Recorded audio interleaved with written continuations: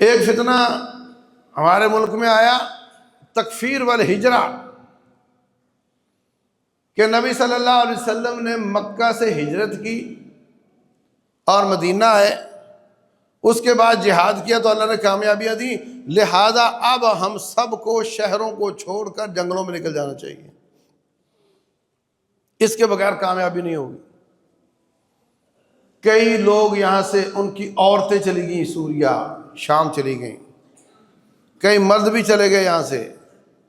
کئی عورتیں شوہروں کو چھوڑ کر چلی گئیں دین سمجھ کر، وہ کوئی غلط عورتیں نہیں تھیں، نیکی سمجھ کر گئی تھی، آئے حدیث سنائی، آیت سنائی، فتنے میں لپیٹا اور لے کر نکل گئے۔ اس لیے